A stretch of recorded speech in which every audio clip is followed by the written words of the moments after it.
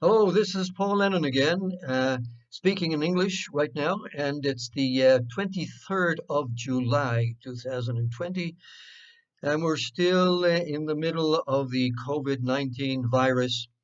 I'm speaking to you from Guatemala, from the city of La Antigua, not to be mistaken for the Caribbean island. This is a very colonial city in central Guatemala. Central America. And I'm dressed in my today in my guayabera. This is the guayabera of Yucatan. Again, not to be mistaken for the Cuban guayabera, or as the Americans call it, the Mexican wedding shirt. And chapter 43, episode 43 of my autobiography, which you all know has several names, several editions, and right into it now. Go right into it. I had written to Father Maciel on February the 25th, and I had made 3 points to him. I had reminded him that I had not received any documentation, which he promised. I also had made a request about financial help in case I was stepping out of the priesthood and would no longer have support. And then also, I said that I would be unable to step out of the ministry as I would be stepping into a vacuum. I will have to keep my options open and remain in contact with the persons who have offered me their hospitality up to now. For these 2 or 3 reasons, I'm unable to send you the documentation that you requested. As I await your response, your affectionate son in Christ, Paul Lennon, L.C. Now, Father Maciel, I have in my autobiography, says, Father Maciel continues to talk the talk. As you know, these are phrases from Alcoholics Anonymous, I believe, where they talk about talking the talk and not walking the walk. Now, you're probably familiar with these expressions. Anyway, now I get a letter back from Father Maciel on April the 6th. So that's a month and a half, 6 or 7 weeks after I wrote. And Rome, April the 16th, 1986, to Father Paul Lennon, St. Matthew's Cathedral, Rhode Island Avenue, Washington, D.C.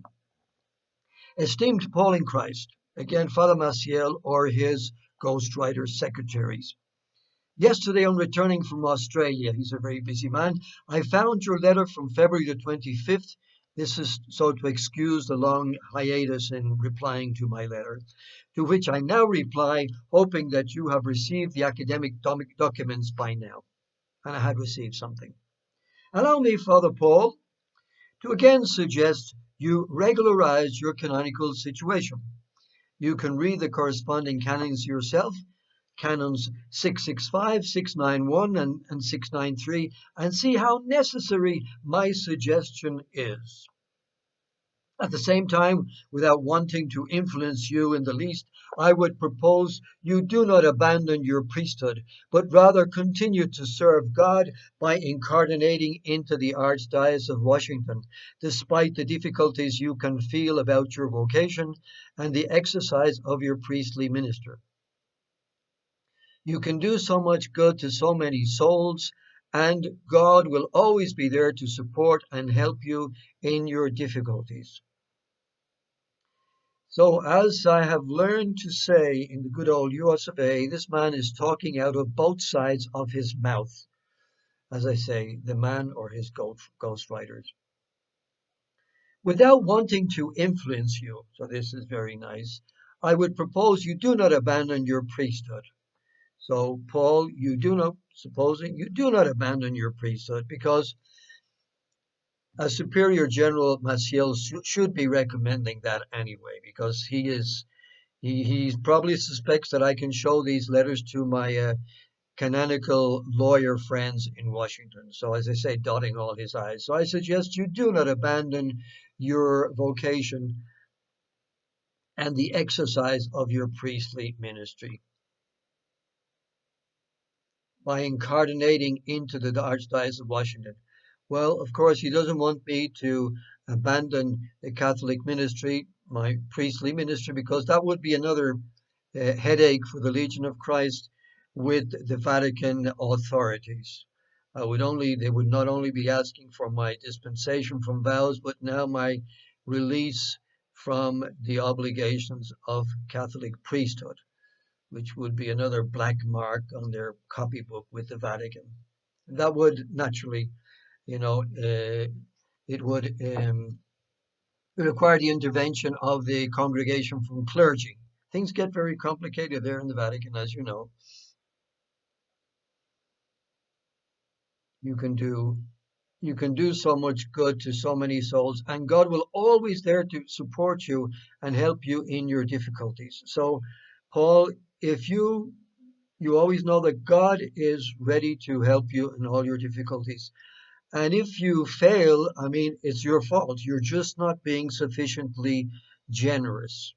Thank you.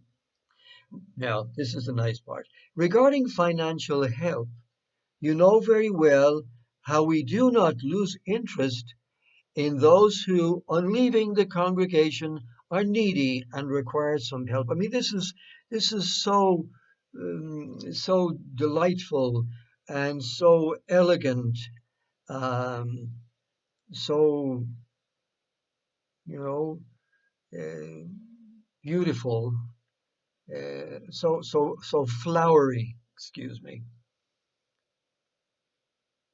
We do not lose interest in those who, on leaving the congregation, are needy and require some help. And believe me, that very willingly would I help you in a more significant way if our financial situation were not going through serious difficulties provoked by Mexico's financial crisis. As the Legion continues to depend on the alms of Mexican benefactors, you understand the difficulties we have to face in sustaining our religious in training, who are more numerous every year. So, Paul, you don't expect us to take away the food from the mouths of our seminarians to support a person like you, a person who has reneged on your vows and is thinking of abandoning the Catholic priesthood. You understand. So we have two problems. The Mexican peso has been seriously devalued, and we cannot be, this brings back memories, and I don't have the quote for you, but if you want to study it, this brings to mind a phrase from Monsignor, uh, the Vatican visitator, the Vatican Apostolic delegate, excuse me, uh, Monsignor De Paulis, who during his investigation and his heading of the Legion a few years ago told legionaries and Legion leadership that in no way should they jeopardize the Legion's patrimony in giving financially compensating victims of the Legion. Can you imagine this now? That they should not jeopardize in any way the Legion's financial patrimony by having to compensate, or the effect of trying to compensate Maciel's and other legionary sexual abuse victims should not jeopardize in any way the Legion's financial situation and patrimony. Pretty bad. Now, he says here, the Legion continues to depend on the alms of Mexican benefactors. We're talking 1985 here. My question is, at that time, isn't the Legion in the United States? And isn't the Legion receiving huge amount of American dollars in the United States through the promotional and fundraising efforts of one Anthony Bannon, Legionary of Christ, Irish-born, and head of Legion operations in the United States? Please enlighten me in that regard. So I want to plant seeds in you. Every time the Legion says something, you want to step back and just question it. Don't take it at face value, as you might the statements of normal religious and normal Catholic priests. But if I can help you, independent of the decision you decide to make, I would send you about 100,000 Mexican pesos a month while you find a way to round off your budget. I don't quite understand what I have to round off here, because if I step out of the priesthood, I will no longer receive a monthly stipend. The monthly stipend I presently am receiving is of 600 American US dollars. Let me remind you, at this particular time in the Washington area, renting an apartment would cost me, and it did cost me, 550 American dollars for a small apartment, high-rise apartment in Arlington County in the Shirlington area, which I ended up doing when I was through all this odyssey. So just to give you an idea of the price of things. Now, 100,000 Mexican pesos a month at this particular time with the devaluation of Mexican pesos amounts to 200 US dollars. I checked it at the time, and I have checked it just now before I speak, and it comes down to that. In 1985, at this time of the year, we're talking April, let me check one more time, Rome, April 1986, excuse me. 100,000 Mexican dollars would be worth 200 Mexican pesos would be worth $200. Mamma mia, I'm going to leave it like this. I want you to know, Father Paul, that I remember you in my prayers and heartily wish the best for you. I also ask you to pray for me. I'm sorry to say that at this time I had very little desire to pray for Father Maciel. Not sure if I could oblige him. Yours affectionately, and your servant forever, in Jesus Christ, signed Maciel. Enough for now. Thank you and take care.